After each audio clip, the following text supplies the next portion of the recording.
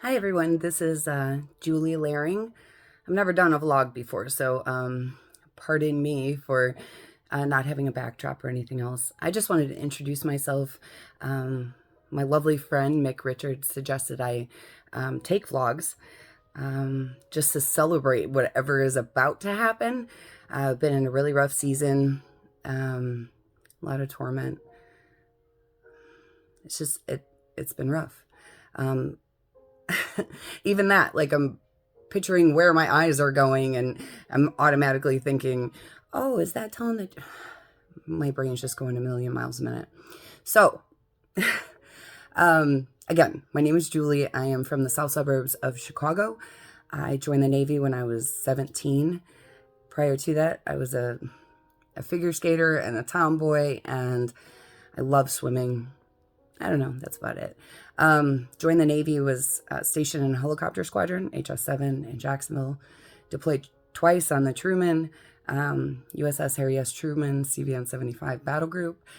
And after that, I worked for two nonprofits and a JEA, Jacksonville's Electric and Water Authority. And then I went to Camp Taji, Iraq with Bell Helicopter for about a year and came back for a year. Then went to Boeing, South Carolina for about a year. Fantastic place, by the way. Went to Boeing, South Carolina for a little while, left there, went to Afghanistan as Lockheed's training and development manager. After that, spent about 3 years there. I was hired as a battle captain on the sensor systems, intelligence, surveillance, and reconnaissance contract out of Bagram. And I went home because I actually applied for, oh, I wish I could have said it. I am the Dom. What's your title? Dom. Maybe it only sounds cool to me. Anyway, director of maintenance for a wonderful company I was with, Momentum Aviation Group, or MAG DS, Defense Services. So all of them were just absolutely fabulous. I had a really rough time when I first got back from Afghanistan in late 2019. Excuse me, mid 2018. It was rough. I didn't know how to act or react to Americans. I didn't know how to communicate, which I think that was the biggest thing. The heart and brunt of my experience is in education, teaching, that's where my passion is. I'm slightly dyslexic. A lot of people don't know that. More with letters and words than with numbers. But I still love to write. It's my passion. And that passion has led me to where I am today, which is as a whistleblower. And the company I was working for, I married my wonderful husband shortly after meeting him in 2018, back here in the US. That's why my dates were wrong. And we took a job testing US and NATO, the sensors aboard warships and submarines and helicopters. So we go to the East Coast, West Coast, up to Canada. COVID hit during that time. It was rough. Training was rough, I guess you could say. There was no really any written training materials. There were some, but not, hey, go take this and go down to sonar, or go down to up to the mission sensors room or whatever. No, there was no play-by-play, step-by-step what to do. And it was important work. I mean, if a combat system sensor is even like 0.01, and I'm very tired, so don't quote me on that, but very minimal degree off over long distance can equal really bad things. So that's part of the whistleblower. The other part is there was a public, open source PWS, and part of the proposal was to set up a COP, or a continuity of operations plan, in the case martial law or something else similar occurred in the US. And I was told, just make it up. Well, I like to think of myself as a moderately smart person that likes to surround myself with really smart people. That's my MO. Smart, kind. I can't. I was gonna say be perfect all the time. I can't be perfect ever. I try every single day, but having really smart, really awesome people around me makes it so much easier. People I trust. I'm sorry, just even talking about this. So I was told just make it up. I have a background in aviation. I have a background in training, but if martial law was declared, I would be only moderately less confused than the rest of the world, and that's only because go Embry Riddle.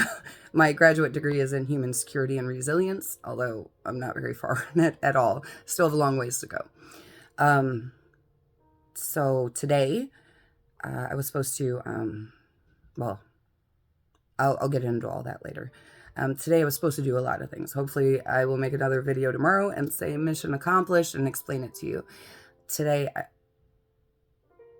it just all hit me again.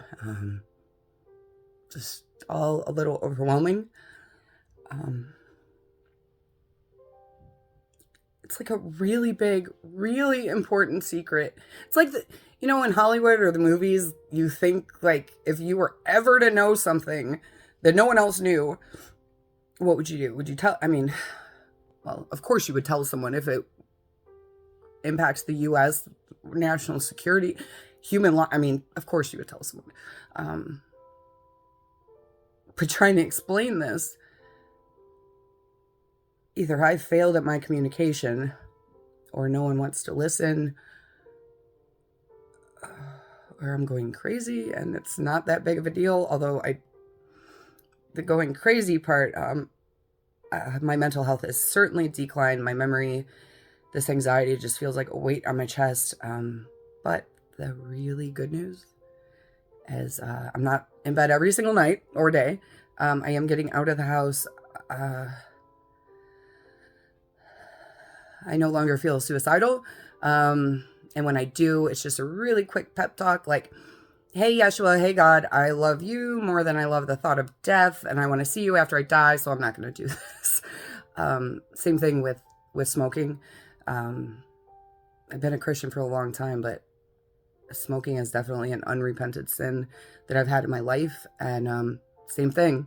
Feel the urge to smoke, and it's, hey, Yeshua, hey, God, hey, Jesus, hey, Holy Spirit, I love you more than I love my addiction. And I think when it all comes down to it, that's where it is. What price can they pay me? I mean, they already tried. I have the settlement offer printed and next to me, but I couldn't accept it, even though the house is in foreclosure. Registration isn't paid. Our wonderful elderly neighbor has been picking up our phone bill and our light bill. I am still technically employed, but I haven't been paid since March 2023. Kind of like Office Space, right? But they slowly started taking away my benefits after they asked to see my medical profile, which I didn't think a company could do, but I showed it to them anyway because I have nothing to hide. Like, this is really a big deal, and if anyone has to sit on this information for any amount of time, and the majority of the reason I was sitting on it was because I couldn't, there's so much, I couldn't get it all together and communicate it. My brain was like literally blanking out, and it's so hard to describe. I mean, PTSD plus depression plus anxiety to the point I looked like a troubled 8, 9, 10-year-old. I mean, I go from, I don't know, I guess I might have had too much pride in myself, or I mean, I did. I've always felt my career was part of my identity. I'm holding a security clearance, making sure never even to cross that line with a big toe, or just trying my very best to keep my nose clean. And then now it's, my focus is on God. That's it. And I'm not going to lie, and I'm going to be completely transparent regardless of what it's going to do to my clearance. husband and I already haven't been getting paid for almost a year. I have a lot of work to do and a lot of people to contact. And thankfully, God picked me up by my bootstraps with the help of a few really close friends that were calling to check on me. My mom, Phil, my dad, my grandma, Aunt Janet, Aunt Sue. I mean, there's Brother Mike. There's a lot of you. B12, Tara.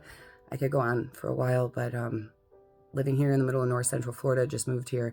It's been a lot, and I'll just keep you updated. Right now, I'm smiling and I'm okay, but it's almost 9 at night, and I wasn't able to get anything accomplished today.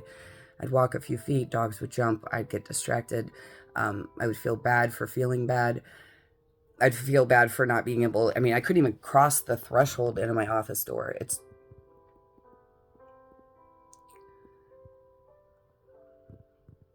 There's a one true God, and someone had to have made me. And after all these years and all this study, the more I get to know the Bible, I started reading it, trying to prove it, and Petty Officer First Class on the Truman wrong. I was so anti-Christian, but all I knew was what people that called themselves Christians did. I hadn't actually read the Bible, or the pieces I did read were out of context maybe, or up for interpretation, and that's not it at all. I used to say it, hey, whatever, end times could be whenever, everything. You got to read it. And now that I have, I'm completely fallen in love again. I can't knowingly hurt my creator, or do something to get farther away from him and claim to be in his army. So Yeshua, Jesus said, leave everything behind and follow me. Not the exact quote, but Lance and I talked about it, and that's where we're at right now, because we're close to losing everything, but God owns everything. So if we're meant to lose everything, well, I'm sure there's people on the street that need to be ministered to. I mean, yeah. And if we're not meant to lose everything, we have to go through this lesson, because we aren't as good of stewards with finances as we could be. So this period has really helped with that, but definitely need prayer and to make things intentional as I go through this, we go through this. Right now, I'm just worried about dog food. Seems so trivial. Dog food and a roll of hay. My back's been feeling better, but I certainly don't want it to go out again. Anyway, I am looking at the TV. It is Bible verses, and this one says Romans 8:28, and we know that all things work together for good to those who love God and to those who are called according to his purpose. So I believe I've been called, and the fact that you're even watching this, whether you're a Christian or you're with the government or in a different country, you've been called too. Otherwise, you wouldn't have stumbled on this and stayed this long. So, please pray for me.